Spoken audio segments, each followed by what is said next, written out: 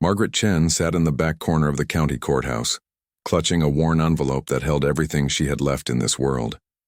$347. That was it. That was all that remained after 18 months of fighting to keep her head above water since Thomas died. The metal folding chair was uncomfortable, and the room smelled like old wood and disappointment. Around her, real estate investors shuffled through papers, checking their phones, looking bored. They were here for deals for properties they could flip or rent out. Margaret was here because she was desperate. She watched the auctioneer, a heavy-set man with a tired voice, work through the list of foreclosed homes.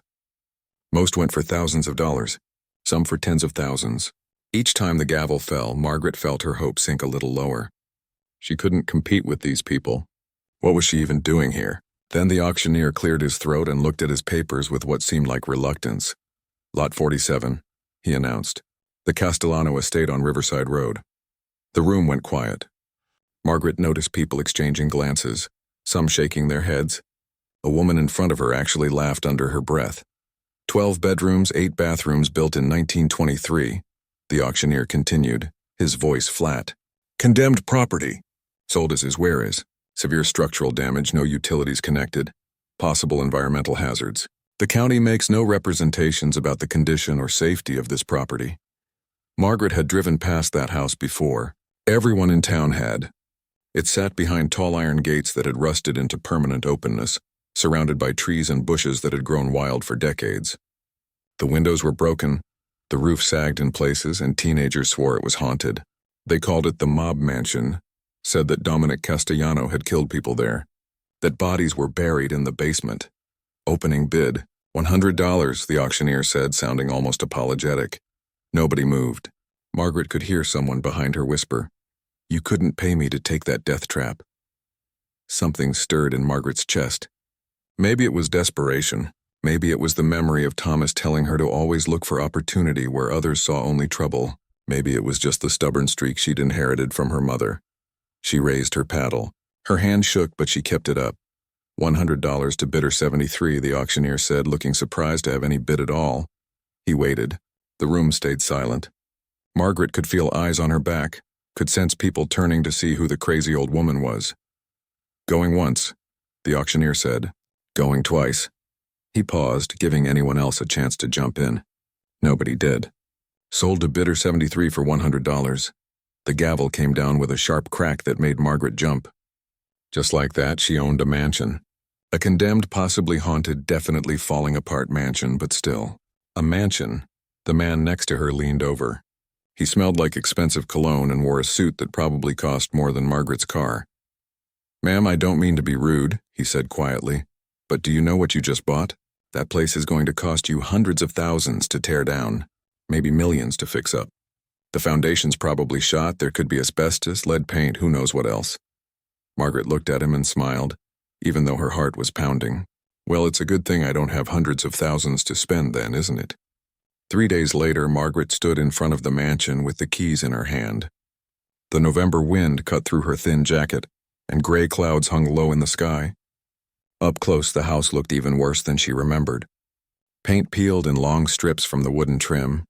Vines had worked their way into cracks in the stone facade.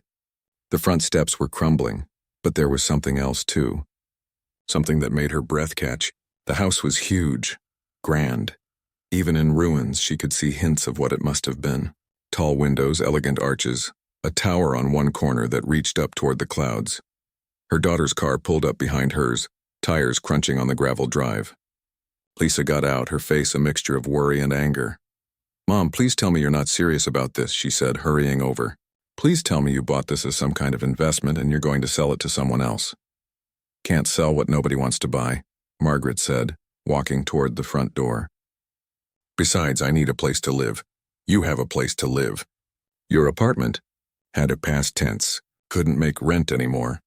Margaret fitted the old brass key into the lock. It stuck and she had to wiggle it, but finally it turned.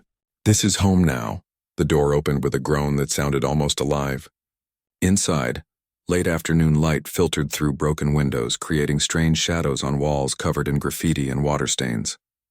The floor was littered with leaves, broken glass, and things Margaret didn't want to look at too closely. But there, beneath all the damage and decay, She could see it. Black and white marble floors, though covered in dirt. A grand staircase with a curved railing, though several balusters were missing. A huge fireplace with beautiful tile work, though birds had nested in the chimney. "Mom, this is insane," her daughter said from the doorway, refusing to come in. "There's no heat. No water, no electricity. It's almost winter. You can't stay here." Margaret walked further into the house, her footsteps echoing. In the next room, she found what must have been a library. Built-in bookshelves reached from floor to ceiling, empty now except for mouse droppings and old spiderwebs. A chandelier hung from the ceiling, half its crystals missing, but still somehow beautiful. "I'll figure it out," Margaret said. "I always do." That night she slept in her car in the circular driveway, wrapped in every blanket she owned. The mansion loomed above her, dark and silent. She was terrified. She was exhausted. She was 67 years old and sleeping in a car in front of a house that everyone said was worthless. But she was also, for the first time in 18 months, excited about tomorrow. She had a plan. It would take time, maybe months, but she'd clean one room at a time. She'd learn to fix what she could fix. She'd make this work somehow. She had to, because the alternative was giving up, and Margaret Chen had never been good at that. As she drifted off to sleep, she thought about all those people at the auction, shaking their heads at her. They saw a condemned building, a money pit, a problem nobody wanted. Margaret saw a home. She just had to find it underneath all the layers of neglect and fear. And if there was one thing she'd learned in 67 years on this earth, it was that the best treasures were usually hidden beneath the surface, waiting for someone brave enough or desperate enough to look. The first morning, Margaret woke up with frost on the inside of her car windows. Her back ached from sleeping in the driver's seat and her breath came out in white puffs. But when she looked up at the mansion in the pale dawn light, she felt something she hadn't felt in a long time. Purpose. She spent that first week just clearing a path. The front rooms were full of debris, broken furniture, old newspapers that crumbled when she touched them, empty spray paint cans from the kids who'd broken in over the years. She filled garbage bag after garbage bag, dragging them out to the curb until her arms felt like they might fall off. The neighbors watched her. She could see them peeking through their curtains, probably wondering what the crazy old lady was doing. One afternoon, a police car pulled up. The officer was young, couldn't have been more than 30. "Ma'am, we got a call about someone squatting in the old Castellano place," he said, one hand resting near his belt. Margaret straightened up, pulling off her work gloves. "I'm not squatting, officer, I own it. Bought it at the county auction last week." He looked skeptical, so she showed him the paperwork she kept in her car. His expression changed from suspicious to concerned.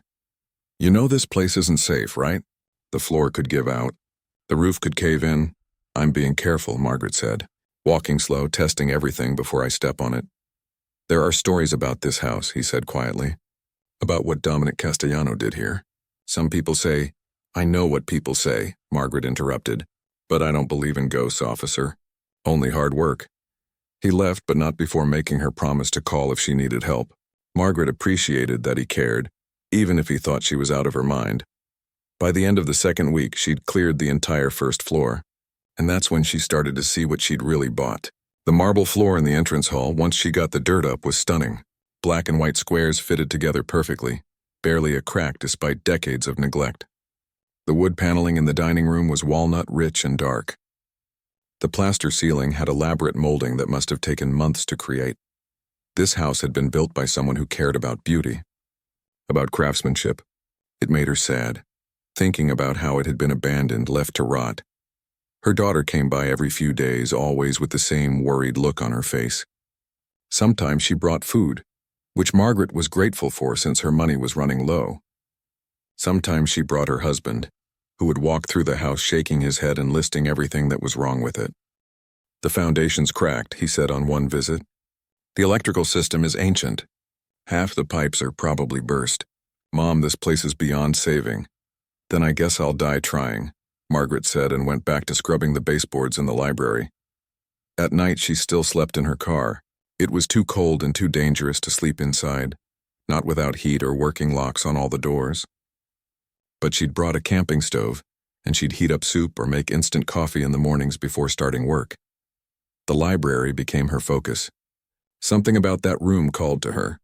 The built-in shelves, empty and dusty, seemed to be waiting for books again. For life. She cleaned each shelf carefully, running her hand over the wood, admiring how solid it still was after all these years. The floor, though, was a problem. Several boards were rotted through, soft and spongy when she stepped on them. She'd marked the bad spots with tape, but they needed to be replaced. She didn't have money for a contractor, so she'd have to learn to do it herself. She found videos online at the public library, watching them on the computer there since she couldn't afford internet. How to remove damaged floorboards, how to cut new ones to fit. It looked hard but not impossible. She bought a crowbar at the hardware store using money she should have saved for food. The clerk, an older man with kind eyes, asked what she was working on. "Fixing up the Castellano mansion," she said. His expression changed. "You're the one who bought that place?" "Lady, everyone's talking about you. They think you're crazy." "Probably am," Margaret admitted. "But I'm crazy with a house, which is better than being sane and homeless." He threw in a pair of work gloves for free. Back at the mansion, Margaret started prying up the damaged boards in the library. It was hard work. The nails had rusted in place and her arms weren't as strong as they used to be. But she was patient, working board by board, taking breaks when she needed to. She was on her hands and knees, wedging the crowbar under a particularly stubborn piece of wood, when it finally came loose with a crack. The board flipped up and Margaret's crowbar struck something underneath that rang with a metallic sound. She froze. Carefully, she pulled away more of the damaged boards, revealing what was beneath. There, set into the floor joists, was a metal ring. An iron handle really attached to what looked like a trapdoor. Margaret sat back on her heels, her heart pounding. In all those mob movies Thomas used to watch, this was the moment when they found the bodies. The evidence. The secrets that people killed to keep hidden. She should call someone, she thought. The police. Her daughter. Anyone. But she didn't. Instead, she cleared away more boards until the entire trapdoor was visible. It was about 3 feet square, with hinges on one side and that iron ring on the other. The wood of the door was different from the floor around it. Darker, harder, barely aged at all. Someone had built this to last. To keep something safe. Margaret's hands were shaking as she grabbed the iron ring. The metal was cold and smooth. She took a deep breath and pulled. The door was heavy, heavier than she expected. She had to stand up and use both hands, lifting with her legs the way Thomas had always told her to lift heavy things. The hinges groaned, probably the first time they'd moved in decades, but they held. The trapdoor swung up and Margaret found herself looking down into darkness. A ladder made of the same dark wood as the door descended into a space below. She couldn't see the bottom. Cold air rose from the opening, carrying a smell that was surprisingly clean. Not musty or moldy like she'd expected. Almost sterile. Margaret went to her car and got her flashlight. Her hands were still shaking. This was it, she thought. This was where she'd find out what Dominic Castellano had really been hiding all these years. She clicked on the flashlight, pointed it down into the darkness, and saw something that made her gasp. The beam caught on metal shelves. Rows and rows of them, disappearing into a room below. And on those shelves, perfectly preserved, were hundreds of leather-bound books. Boxes. What looked like filing cabinets. This wasn't a grave. It was a vault, and Margaret Chen, who'd bought a condemned mansion for $100, was about to discover a secret that would change everything. Margaret stood at the edge of the trapdoor for what felt like forever, just staring down into that hidden room. Every sensible part of her brain was screaming to call the police, to back away, to let professionals handle whatever was down there. But curiosity won. It always did with her. She tested the first rung of the ladder with her foot. It held solid. The wood was old but well made, and someone had clearly maintained this space even while the house above crumbled. She climbed down slowly, the flashlight tucked under her arm, taking each step carefully. The vault was bigger than she expected. Maybe 15 feet by 20 feet, with a ceiling high enough that she could stand up straight, and it was climate-controlled somehow, or at least insulated. The temperature down here was cool but not cold, and the air was dry. The metal shelves lined 3 walls, floor to ceiling, and they were packed. Margaret's flashlight beam swept across leather journals, photograph albums, document boxes, all labeled with dates and categories in neat handwriting. Everything was organized with a precision that surprised her. She pulled out the first journal she could reach. The leather was soft, well-maintained. She opened it carefully, half expecting the pages to crumble, but they were perfect. The handwriting inside was elegant, old-fashioned cursive that reminded her of her grandmother's letters. January 3, 1947, the first entry began. Used the protection money from Romano's bakery to pay the hospital bill for the Martinez family. Mrs. Martinez had her baby yesterday. They named her Hope. I kept my receipt from the hospital, as always. $140 paid in cash. Margaret flipped through more pages, entry after entry, year after year, all in the same careful handwriting. This was Dominic Castellano's journal, but it wasn't what she expected at all. March 15, 1949.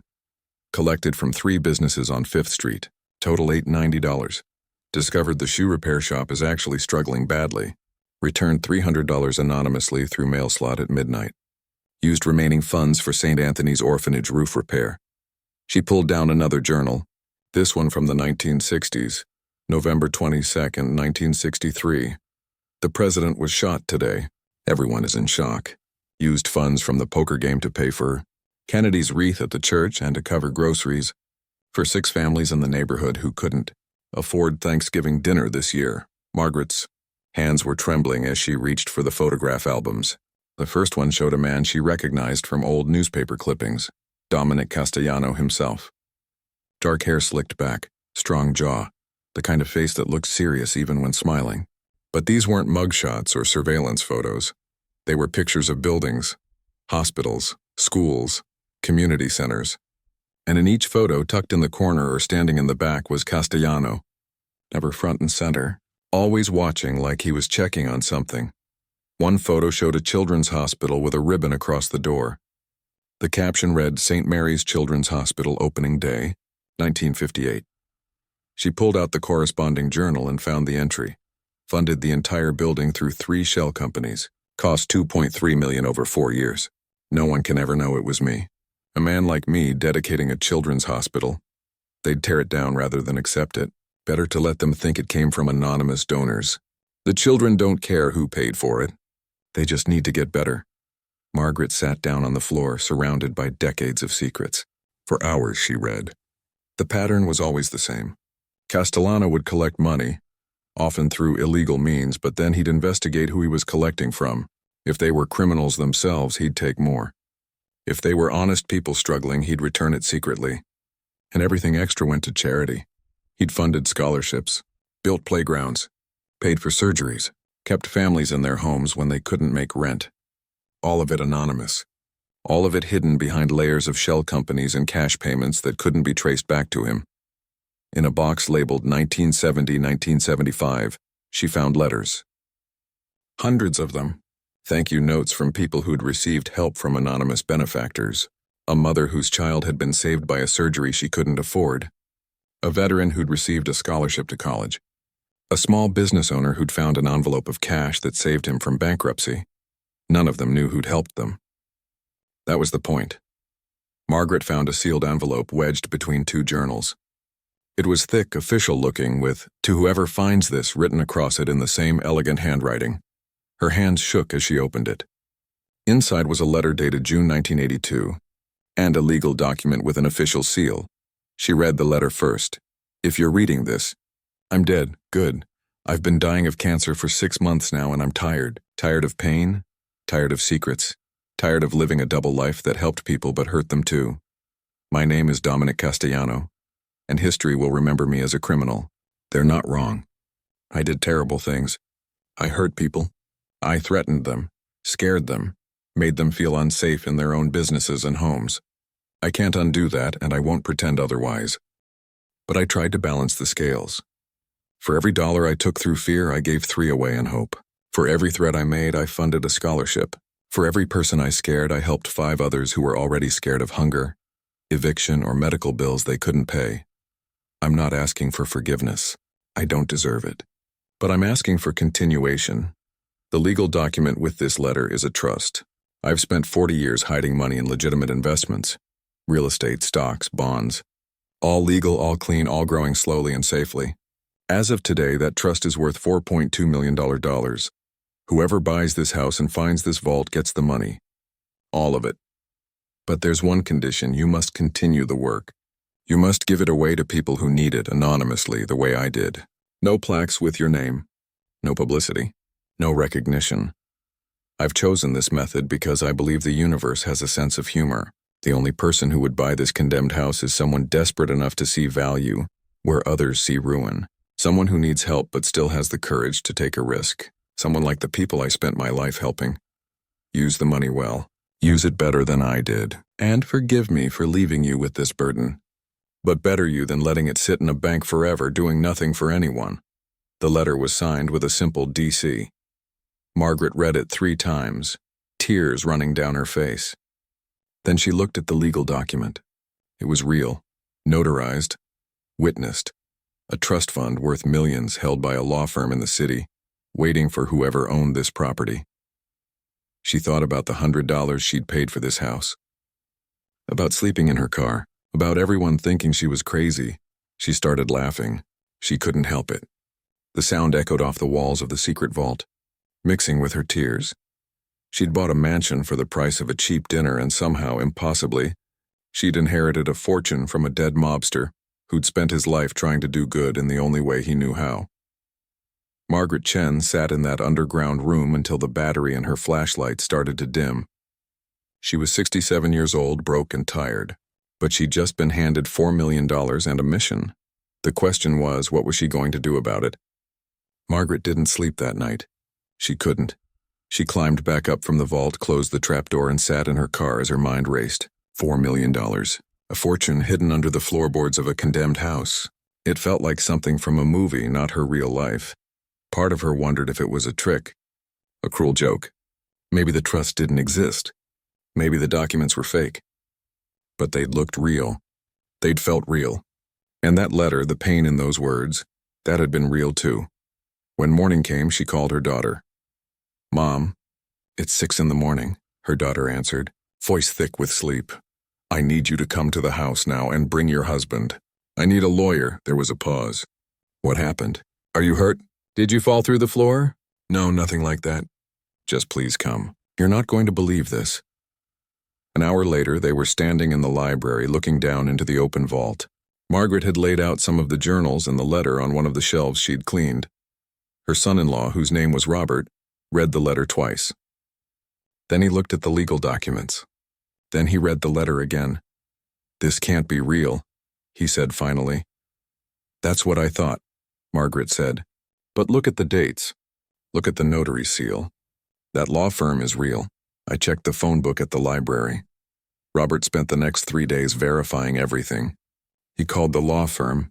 At first, they wouldn't talk to him. But when he sent them photos of the documents and explained that Margaret owned the property, everything changed. A senior partner, a man in his 80s, drove up from the city himself. His name was Mr. Peterson, and he'd been waiting 41 years for this moment. "I was a young associate when Dominic came to me," he said, sitting in Margaret's car since the house still had no furniture. "He scared me half to death. Here was this man everyone knew was connected, asking me to set up this elaborate trust. But he was dying, and he was determined. He made me swear not to reveal anything until someone found the vault naturally." "So it's all real?" Margaret asked. "The money? Every penny. It's been invested conservatively all these years, growing slowly. With compound interest, it's actually worth closer to $6 million now." He pulled out a folder. "I'll need you to sign some papers, prove ownership of the property, but yes, Mrs. Chen, it's yours." Margaret felt dizzy. $6 million. It was more money than she'd ever imagined having. More money than she could spend in 3 lifetimes. "But you have to honor the condition," Mr. Peterson continued. "The money must be used for anonymous charity. If you try to keep it for yourself, the trust dissolves and goes to a backup charity." Dominic was very specific about that. "I understand," Margaret said, and she did. This wasn't her money. It was just passing through her hands on its way to people who needed it. But word got out fast. Robert had to file legal papers to access the trust, and a clerk at the courthouse told a reporter friend. Within a week, the story was everywhere. "Widow inherits fortune from mob boss," the headline screamed. News vans parked outside the mansion. Reporters knocked on the car window where Margaret slept. Her phone, the old flip phone she'd had for years, rang constantly with numbers she didn't recognize. The story people told was romantic. A poor widow finds hidden treasure. A criminal's redemption revealed. It was like something from a fairy tale, but not everyone saw it that way. On the 6th day of the media circus, a man showed up at the mansion. He was in his 70s, walked with a cane, and had the kind of anger in his eyes that comes from decades of carrying it. "You're the woman who thinks Dominic Castellano was a saint," he said. It wasn't a question. Margaret was trying to replace some boards on the front porch. She set down her hammer. "I don't think he was a saint. I think he was complicated." "Complicated," the man spat the word. "He threatened my father. Made him pay protection money for 30 years. My father had a heart attack from the stress when I was 17. Died right there in his store." Margaret didn't know what to say. "I'm sorry. Are you sorry enough to give some of that money to the people he actually hurt? Or are you just going to keep playing with your mansion and feeling good about yourself?" He left before Margaret could answer. But he wasn't the only one. More people came forward. Business owners who'd been extorted. Families who said Castellano had terrorized their neighborhood. Some of the stories were probably exaggerated, but Margaret believed enough of them were true. The district attorney announced an investigation. If the money in the trust came from criminal activity, it might be seized. The FBI reopened old cases, brought in ground-penetrating radar to search the property for bodies. Margaret watched from her car as agents in windbreakers walked around her mansion with equipment. They dug up parts of the yard. They searched the basement. They found nothing, but that didn't stop the suspicion. "Maybe you should give the money back," her daughter said one evening. They were sitting in the car together, watching the news crews pack up for the night. "Let the state have it." "This is too much stress. Give it back to who?" Margaret asked. "Dominic's been dead for 40 years. Most of the people he hurt are gone too, and the ones who aren't. How do I even begin to make that right?" She couldn't sleep again that night. She kept thinking about the man with the cane, about his father's heart attack, about all the people who'd been scared, who'd had to pay money they couldn't afford because a man with connections told them to. The journals didn't lie about that part. Castellano had admitted it. He'd taken money through fear, even if he'd given it away later. Did the charity erase the crime? Did helping 100 people make up for hurting 10? Margaret didn't have answers. But sitting there in the dark, she started to form a plan. The next morning, she called Mr. Peterson, the lawyer. "I want to set aside $2 million, she told him. "I want to find everyone who can prove they were hurt by Dominic Castellano, his victims. And I want to compensate them." There was a long pause. "That's very generous," he said finally. "But it's going to be complicated. There's no list of victims. And after 40 years, proving damages will be difficult." "I don't care if it's difficult," Margaret said. "It's right. Use the money to hire investigators. Find these people. Pay them what we can prove they're owed. And the rest?" Margaret looked up at the mansion, at the broken windows she was slowly replacing, at the porch she was rebuilding board by board. "The rest we use the way Dominic wanted. We help people. But we help his victims first." The investigation took 6 months. In the end, the district attorney concluded that while Castellano's original money came from criminal sources, he'd essentially been stealing from other criminals to give to legitimate causes. It was complicated legally, but they decided not to seize the trust. Margaret spent those months working on the house and thinking about what came next. She'd been handed a fortune and a responsibility. The question was whether she was strong enough to carry it. The letter arrived on a Tuesday, 3 weeks after the district attorney had closed the investigation.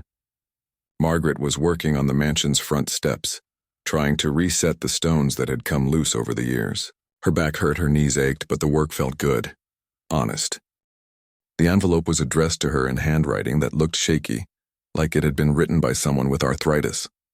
No return address. Inside was a single piece of paper. "Mrs. Chen, my name is Maria Rodriguez. I'm Dominic Castellano's daughter. I'm 73 years old and I live in Arizona now. I saw the news about what you found in the house, about the vault and the journals and all of it. I think it's time someone told you the whole truth. If you're willing to listen, please call me." There was a phone number at the bottom. Margaret sat down on the step she'd been fixing. A daughter. In all the journals, all the documents, Castellano had never mentioned having a daughter. She called the number from her cell phone, hands shaking slightly. The woman who answered had a soft voice, worn thin with age but still strong. "Thank you for calling. I wasn't sure if you would. Why didn't you come forward before?" Margaret asked. Because I was afraid, Maria said simply. Afraid of what people would say. Afraid of bringing back memories I've spent 50 years trying to forget. But after I saw you on the news, saw you trying to make sense of my father's life, I realized you deserved to know everything. Maria flew out 2 days later. Margaret picked her up from the airport and brought her to the mansion. The older woman stood in front of the house for a long time, tears streaming down her face. I haven't been here since I was 15, she said. My mother made us leave. Said it wasn't safe anymore. They sat in the library, the only room Margaret had fully restored. Maria looked around at the shelves, now cleaned and polished, and smiled sadly. He used to read to me in here, poetry mostly. He loved poetry. People never believed that about him. Over tea that Margaret made on her camping stove, Maria told the story. My father wasn't born into the mob. His father was, though, a real monster who worked as an enforcer. He beat my grandmother so badly one night when my father was 12 that she died, right there in their apartment. Margaret's hand went to her mouth. My father watched it happen. Couldn't stop it. After that night, he was trapped. His father's people took him in, raised him in that world. He had no choice. If he'd tried to leave, they would have killed him. That's how it worked. Maria pulled out a folder she'd brought with her. Inside were documents, FBI files that had been released after her father's death. They showed that Dominic Castellano had been an informant for 15 years, feeding information to federal agents about real criminals. Murders prevented, drug shipments intercepted, all because of tips that couldn't be traced back to him. He was trying to stop the violence from the inside, Maria explained, but he had to play the role. He had to collect the protection money and make the threats, or they'd know something was wrong. But he investigated every business. If they were clean, struggling, he'd return the money somehow. If they were fronts for worse criminals, he'd take more and give it away. But people still got hurt, Margaret said quietly, thinking of the man with the cane. I know. My father knew that too. It ate him alive. He drank too much. Had nightmares. I'd hear him crying sometimes late at night. He was trying to balance scales that could never really be balanced. Maria told her about the cancer, diagnosed in late 1981. How her father had less than a year and decided to use that time to set up the trust, to create one last good thing before he died. He made me promise never to tell anyone about the charity unless the house was sold, and someone found the vault. He said only someone who saw value in ruins would understand what he was trying to do. They talked for hours. Maria showed Margaret photos of Castellano with her as a child. A normal-looking man pushing his daughter on a swing, teaching her to ride a bike. None of the menace people associated with his name.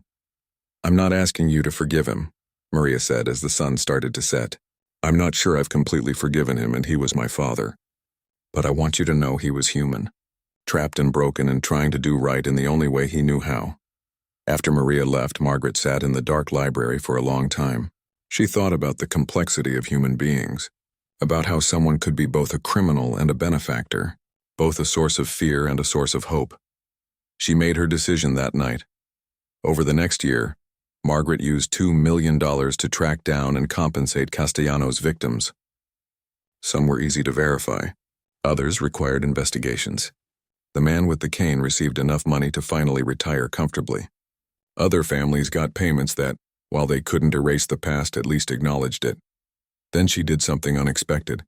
She invited Maria and some of the victims' families to be on the board of a new foundation, the Castellano Chen Foundation, she called it. Half the board were people he'd helped. Half were people he'd hurt. Together, they'd decide how to use the remaining money. Both sides of his story deserved to be represented, Margaret explained at the first board meeting, held in the now restored mansion. Good doesn't erase bad, but bad doesn't erase good either. Maybe we can learn to hold both truths at once. The foundation funded scholarships in Castellano's name and in the names of his victims. They built a community center with plaques acknowledging both the harm he caused and the good he tried to do. They didn't hide from the complicated truth. They faced it. Margaret turned part of the mansion into a space where they offered free legal help, job training, and addiction counseling. The grand dining room where Castellano had probably planned crimes now hosted community dinners twice a week. She lived there for 7 more years, never taking a salary from the trust. She supported herself on Social Security and lived simply, sleeping in a small bedroom on the 2nd floor that she'd carefully restored. The mansion became a place of healing, strange as that seemed. When Margaret died at 74, her funeral filled every room of the house. Former victims and former beneficiaries sat side by side. Maria spoke, tears running down her ancient face. So did the man with the cane, who'd become one of the foundation's strongest supporters. In her will, Margaret left one last instruction: a letter to be opened after her death. In it, she wrote, "I bought a house for $100 and found a fortune. But the real treasure wasn't the money. It was learning that people are complicated. That redemption doesn't erase harm, but harm doesn't make redemption impossible either. That the best way to honor a complicated legacy is not to pretend it was all good or all bad, but to acknowledge both and try to tip the scales toward goodness." Dominic Castellano was a criminal. That's true. He was also a benefactor. That's also true. Both things existed in the same person. Maybe that's true for all of us. We all carry light and shadow. The question isn't whether we're good or bad. The question is, what do we do with the time we have? Do we give up because we've made mistakes? Or do we keep trying to add more light than shadow to the world? I hope you choose light. I hope you keep going. I hope you see value where others see only ruins. Because sometimes the most beautiful things are hidden beneath layers of damage, waiting for someone brave enough to look. The Castellano Chen Foundation still operates today, quietly funding projects across the country. No big plaques. No press releases. Just steady, anonymous help for people who need it.